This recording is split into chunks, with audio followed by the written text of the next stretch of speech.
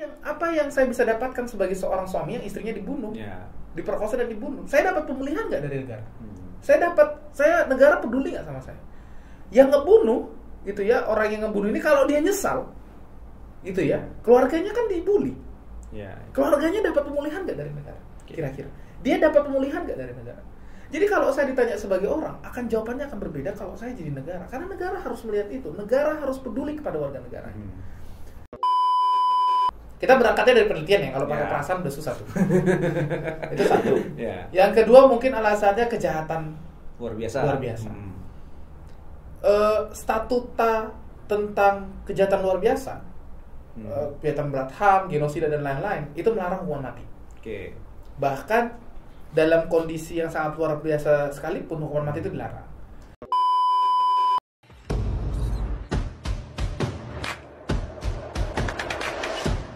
Ini cerita kita. Kawan-kawan vokal, kita jumpa lagi kali ini dengan dedengkot. Dedengkot itu maksudnya dedeng diangkot gitu ya.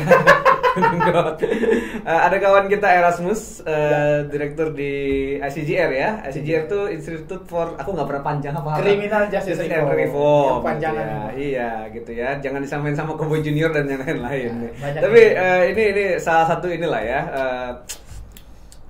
Suara yang cukup kritis lah di isu kemanusiaan di Indonesia gitu. Dan kita sesuai dengan tema kita nih, Bang Eras nih. Jadi kita mau ngobrolin soal hukuman mati gitu ya.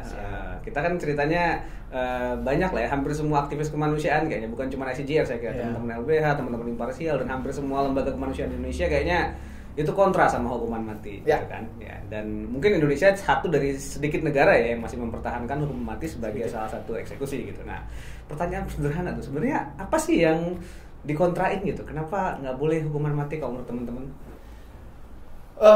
Alasannya banyak bang. Alasannya banyak banget. Jadi kita bisa telusuri dari A sampai Z. Dan sebenarnya lebih mudah menelusuri adalah sebenarnya apa sih alasan kita pro hukuman mati? Mungkin berangkat dari situ. Kalau orang kan bilang efek jerak. Supaya efek jerak gitu ya, karena kejahatan luar biasa. Kejahatannya udah terlalu besar, luar biasa segala macam. Yang pertama soal efek jerak, tidak ada satupun penelitian di dunia yang bertahan sampai hari ini. Ada beberapa penelitian dulu tuh, ada satu penelitian yang bilang bahwa hukuman mati itu menimbulkan efek jerak. Karena ada ketakutan jadinya orang nggak berani. Tapi itu nggak bertahan lama. Jadi penelitian ini dibantah kemudian. Jadi singkat cerita adalah tidak ada satupun penelitian di dunia yang mampu membuktikan bahwa ada efek jerah dari pidana mati, dari hukuman mati. Itu satu.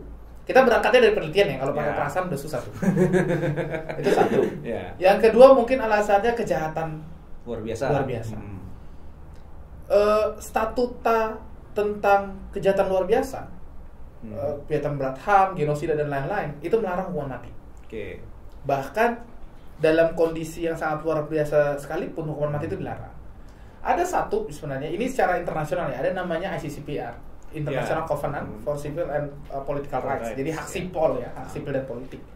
Di pasal 6-nya itu dia bilang bagi orang yang bagi negara yang masih mempertahankan hukuman mati, maka itu hanya boleh untuk most serious crime. Most serious crime itu adalah kejahatan-kejahatan yang dianggap directly untuk kill orang, untuk membunuh orang. Jadi secara langsung untuk membunuh orang. Nah, di dalam pasal yang sama dia bilang, tapi itu tidak boleh menjadi legitimasi untuk kemudian kejahatan-kejahatan seperti genosida atau kejahatan luar biasa yang diatur dalam konvensi-konvensi PBB itu untuk diberikan pidana mati. Singkat cerita, sebenarnya pasal itu diberikan karena pada saat itu deadlock. Karena masih ada pro kontra hukuman mati. Sekarang mayoritas negara di seluruh dunia itu menghapuskan pidana mati. Baik de facto ataupun de jure.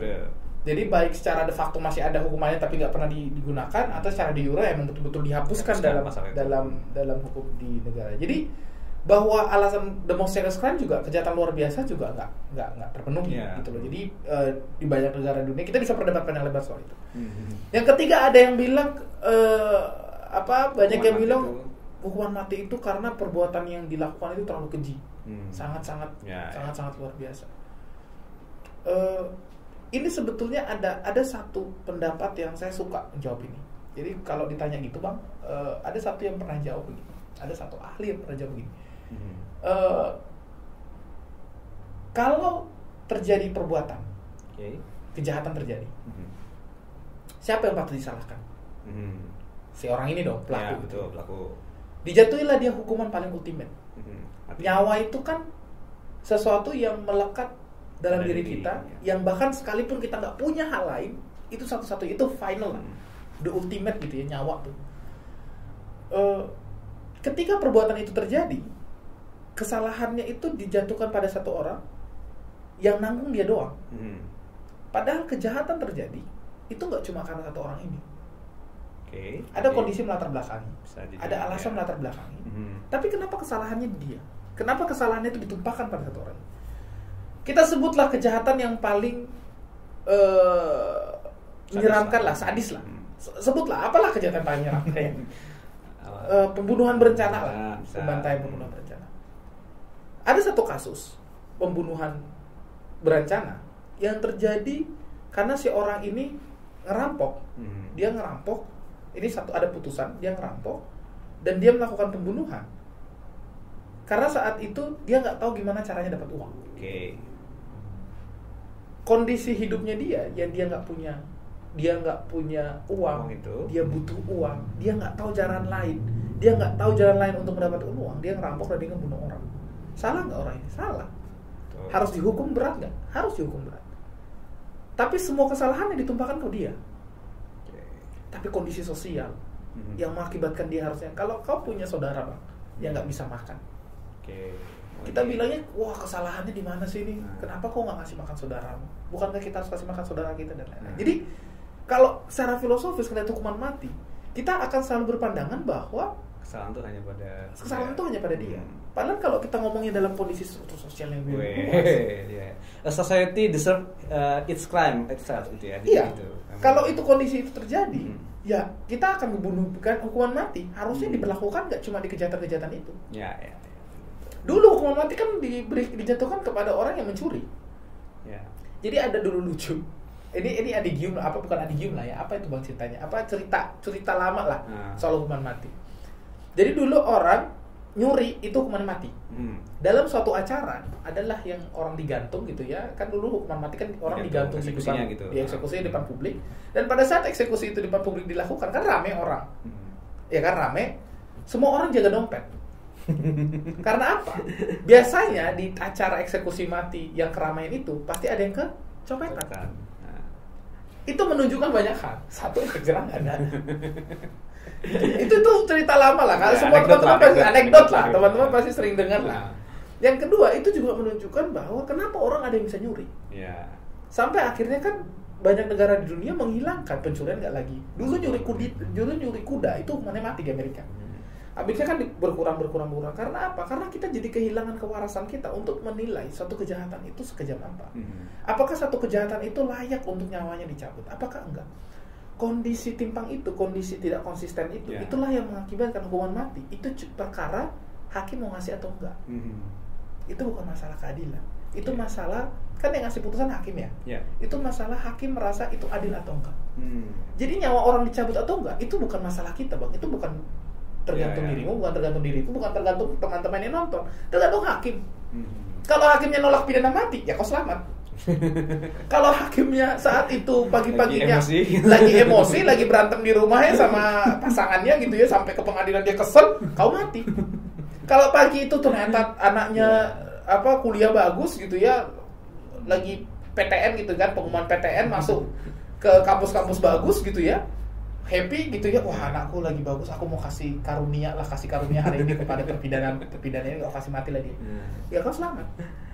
Ya itu memang jadi ini juga ya, karena memang apalagi kalau kasus yang itu ya, peradilannya sendiri kadang-kadang agak bermasalah ya, kita kadang-kadang nggak bisa gitu. Ada beberapa kasus yang udah terlanjur dihukum mati tapi ternyata terbukti nggak bersalah, atau mungkin yang kadang-kadang di bawah umur malah kena, atau jadi kan ternyata kita kadang-kadang nggak bisa sempurna dalam proses gitu. Ya. Dan kalau hukuman mati nggak bisa dikoreksi sama sekali kan. Betul. Gitu ya. Dan negara dan gini, orang banyak menganggap bahwa aku pernah di satu seminar ini lucu nih, ada yang bilang gini, Pak Eras bisa ngomong ini kan karena Anda bukan korban. Oke.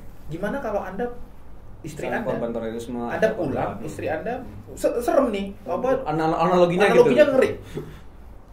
Gimana kalau Anda pulang, Anda ngeliat istri Anda diperkosa, terus dimutilasi, dibunuh di mata Anda, apa yang Anda lakukan kepada pelaku? Dia nanya gitu ke aku, Bang. Aku jawab simpel. Aku pergi ke dapur, aku ambil parang, aku bunuh dia. Kaget kan? Loh, berarti Anda sepakat dong? Hukuman mati. Pembalasan. Ya. Karena saya bukan negara. Saya nggak punya tanggung jawab ke orang ini. Tapi negara yang menjatuhkan pidana itu punya tanggung jawab ke orang ini. Negara harus nanya, kenapa orang ini bisa masuk ke rumah saya? Saya harus nanya ke negara. Kok bisa orang ini masuk ke rumah saya? Polisi ini ngapain aja? Polisi kan preventif tugasnya kan. Kan udah banyak orang dipidana mati, Bang, karena pembunuhan berencana. Kenapa nggak ada efek jerah? Kenapa istri saya bisa dibunuh? Setelah itu, apa yang saya bisa dapatkan sebagai seorang suami yang istrinya dibunuh, diperkosa dan dibunuh? Saya dapat pemulihan nggak dari negara? Negara peduli nggak sama saya? Yang ngebunuh, gitu ya, orang yang ngebunuh ini kalau dia nyesal, gitu ya, keluarganya kan dibully. Keluarganya dapat pemulihan nggak dari negara? Kira-kira dia dapat pemulihan nggak dari negara? Jadi kalau saya ditanya sebagai orang, jawabannya akan berbeda kalau saya jadi negara. Karena negara harus melihat itu. Negara harus peduli kepada warga negara. Yang kita takutkan, Bang Rizdo, sebenarnya ini jadi gini, masalahnya adalah bukan soal pro atau kontra hukuman mati. Bukan itu problemnya. Problemnya adalah kalau kita membiarkan negara menjustifikasi sesuatu secara subjektif, dan kita biarkan negara untuk melakukan gimmick, untuk ngasih lihat, aku peduli lo sama kamu, istrimu udah dibunuh, aku kasih dia hukuman mati. Negara nggak perlu apa-apa, Bang. Dia tidak perlu melakukan preventif.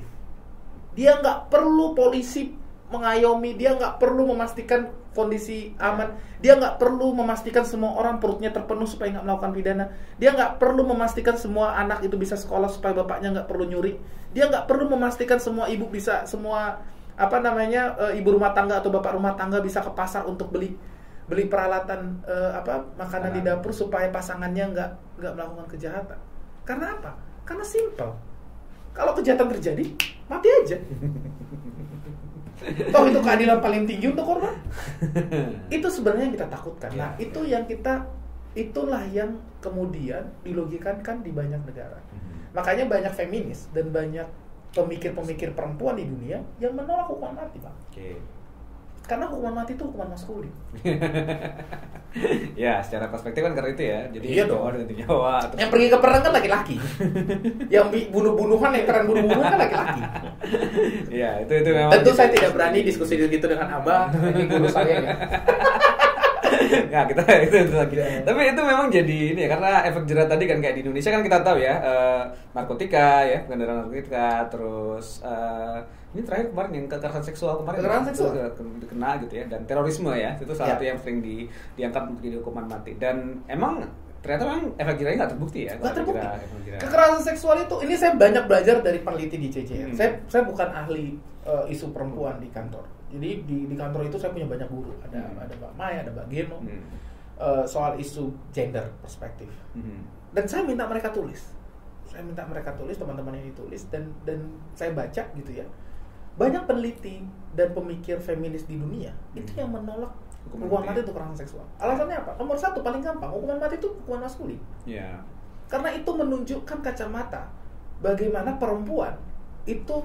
Jadi kan gini, kalau kekerasan seksual terjadi, kita merasa marah karena korbannya perempuan.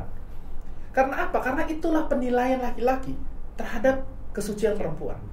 Bahwa kesucian perempuan itu ada di satu nilai yang paling tinggi, sampai ngebunuh orang, mematikan orang, itu lebih berharga daripada hilangnya keperawanan seseorang atau hilangnya kesucian integritas tubuh seseorang. Yang ngomong itu ahli feminis, pikir feminis. Aku nggak berpikir sejauh itu, Bang. Tapi itu yang menunjukkan itu disampaikan, dan aku mikir benar juga. Itu satu. Yang kedua adalah berapa banyak dari kita yang nggak sadar bahwa perempuan akhirnya takut melapor. Ini penelitian yang dilakukan di negara-negara Asia Selatan, di India tepatnya ya. Banyak korban yang akhirnya takut melapor, Bang. Karena apa? Karena pelaku kejahatan itu adalah orang-orang terdekat mereka yang dia tidak sampai di titik pengen orang ini mati. Betul. Yang terjadi apa? Yang terjadi akhirnya nggak berani melapor.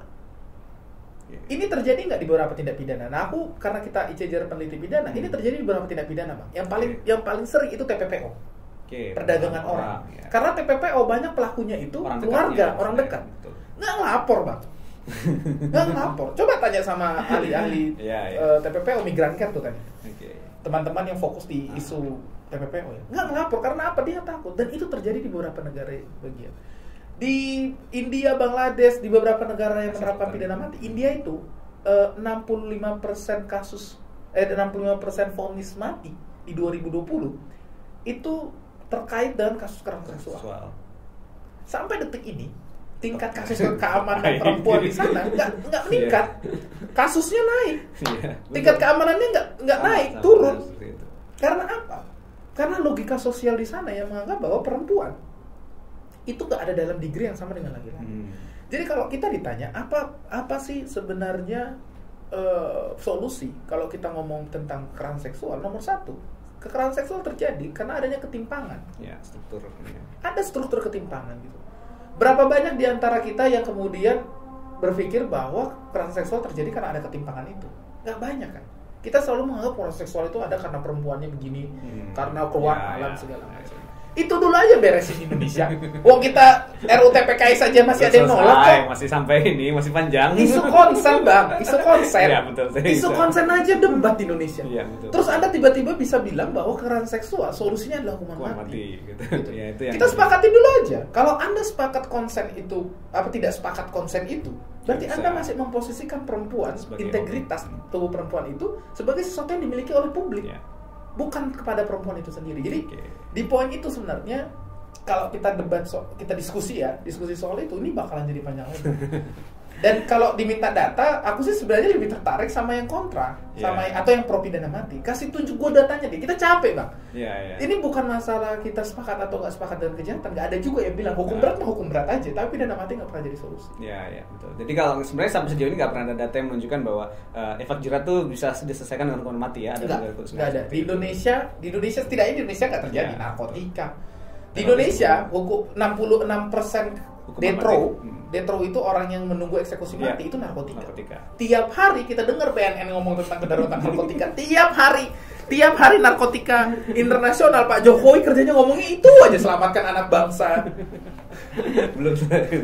Tapi kalau lu ditanya nih misalnya sama orang-orang awam yang kadang-kadang mikirnya, kok kalian ini ngebela teroris, ngebela pengedar narkoba, ngebela pelaku kekerasan seksual gitu kan. Gimana itu kalau dibilang kayak gitu? Nomor satu, karena itu bisa terjadi ke kita semua. Kita percaya bahwa setiap manusia itu berharga. Setiap nyawa itu harus diperjuangkan. Jadi kita nggak sedang memperjuangkan, kita nggak sedang bilang dia salah atau benar. Kecuali kita jadi bilang, wah dia nggak salah ya, bebaskan HW kayak kemarin. Nggak mungkin. Kita nggak pernah ngomongin HW. Kita udah pernah bilang, contohnya bisa HW Bang. Kita pernah bilang gini. Kita udah pernah prediksi. Ketika yang dibicarakan adalah soal mati atau enggak, korban pasti dilupakan. Dan itu terjadi di putusan PN. Betul. Hakimnya bagus Bang. Tapi tahu nggak berapa jumlah restitusi yang dimintakan kepada nggak usah ngomong. Kita kesana Mas. Itu bisa di googling teman-teman sendiri tuh. Teman-teman bisa googling gitu. Berapa banyak masyarakat kita yang bicara tentang restitusi itu? Nggak ada yang ngomong itu. Maksudnya mikirnya hukum seberat-beratnya. Nggak ada yang ngomongin restitusi. Yang kedua, korban itu BPJS-nya udah nggak ada Bang, dicabut. Berapa banyak kita yang ngomong tentang BPJS korban mana? Kedua, ketiga, dulu pernah ada satu kasus yang kemudian yang mendorong terbentuknya Perpu 2016 yang mengakibatkan HW bisa dipidana mati. Tahu nggak keluarga korban itu pindah Bang? Pindah. Pemerintah di mana? Nggak ada. Netizen kita di mana? Nggak ada. Tapi kita nggak boleh marah. Kita ICJ tidak akan pernah marah sama masyarakat karena kita di posisi yang sama. Kita ini sebenarnya targetnya kita itu bukan ngomong sama masyarakat. Kita mau ngomong sama pemerintah. Kalau Anda masih pakai pidana mati, itu cuma gimmick ya jadinya. Itu akan jadi gimmick karena kalau Anda jadi korban, aku tuh dulu ingat Bang. Dulu tuh ada satu terorisme dulu tuh. Ingat banget terorisme. Pemerintah mau bikin perpu. Kita nolak karena yang naik cuma ancaman pidana. Saat itu kita dorong pemulihan korban, kompensasi tanpa putusan pengadilan. Itu dulu belum pernah ada. ICJ salah satu yang dorong pertama. Jadi kita dorong kompensasi diberikan bahkan kalau nggak ada persidangan. Jadi kalau abang jadi korban terorisme, meskipun langsung dapat kompensasi. Ada nggak itu di perpunya pemerintah? Nggak ada. Jadi kalau ada banyak yang bilang, wah ICJR ini pro terorisme karena menolak hukuman mati perpu. Ya mungkin bisa jadi iya, karena kalau hari ini kita masih pakai undang-undang yang lama, hari ini bom meledak nih di studio kita ini, kita nggak dapat apa-apa, kita nggak ada pemulihan apa-apa. Tapi karena kita sadar betul itu harus didorong, akhirnya ada kompensasi tanpa putusan pengadilan. Itu berangkat dari pemikiran tentang apa? Pemikiran bahwa hukuman tidak menyelesaikan masalah. Penambahan pidana untuk kasus anak, Bang, itu udah terjadi 3 kali. Betul. 2002, undang-undangnya 2002, undang-undang 2014, undang-undang 2016. Tapi pemulihan korban nggak ada. Baru di RUU TPKS muncul, yang kita dorong juga. Yang sampai sekarang masih debatin dulu. Yang masih sekarang sampai debat, tapi udah mau salah. Infonya mau salah. Kompensasi diberikan kalau restitusi tidak terpenuhi. Itu baru muncul di RUU TPKS. Iya, betul. Jadi kalau dibilang jangan arahkan tembakannya ke kita, arahkan tembakannya ke pemerintah. Betul. Kalau lu jatuhin pidana mati, gimana dengan yang lain? Nah, kenapa kita perjuangkan itu, Bang? Karena cuma satu, ini poinku. Begitu bicara tentang pidana mati, yang terpuaskan itu hasrat balas dendam. Dan suka nggak suka, ketika kita bicara tentang hasrat balas dendam, hasrat kekerasan, yang sebelah sini sudah dibicarakan. Sebelah sini ini apa nih, Bang? Korban, perbaikan sistem, perbaikan struktur masyarakat. Nggak bakalan dibicarakan. Karena itu sangat repot biasanya, lebih gampang. Gitu. Saya suka bahasa itu. Karena lebih repot, lebih mudah hukuman mati. Jadi kalau kita nggak peduli, kalau ICJR nggak peduli dengan korban, apa susahnya sih bilang kami pro hukuman mati? Oh keren, Bang, masuk ke majalah, masuk ke koran itu, tapi ngapain? Janganlah, bisa. Jangan ya. Kan hidup cuma sekali. Kalau hidup 2 kali, hidup. Nah, ini thank you banget ya, Mus ya. Jadi nggak beri perspektif lain ya. Jadi sebenarnya alih-alih teman-teman kontroversi soal itu, teman-teman harus melihat bahwa ada negara bertanggung jawab yang lebih daripada sekedar bergimmick ya, memberikan hukuman mati dan itu. Jadi apapun ininya, kita berharap ada hal-hal yang lebih baik lagi, terutama pemulihan korban, pemulihan struktur masyarakat dan yang lain. Dan itu jangan sampai kita hilang fokus ya, jadi malah fokusnya ke dikit data ya. Satu kali eksekusi mati, Bang, itu 200 juta rupiah. Nah, itu diungkap nih. Anda bandingkan dengan restitusi ke korban HW. Jangan kita yang ngomong dong. Jangan kita yang ngomong. Kita akan di-googling sendiri. Anda googling cari restitusi untuk korban HW, bandingkan dengan eksekusi. HW itu nanti eksekusi 200 juta. Kalau dieksekusi 200 juta rupiah, itu 2016, Bang. Sekarang naik. Harga BBM naik. Oh, enggak ke sana ya. Gitu, Bang. Oke, thank you banget. Ini data terakhir yang cukup dari kita. Teman-teman silakan berikan komentar teman-teman, dan nanti kita akan ngobrol-ngobrol lagi dengan Eras ya, dengan tema-tema yang menarik soal isu kemanusiaan dan juga isu-isu di samping-sampingnya gitu. Thank you teman-teman lokal semua. Dadah.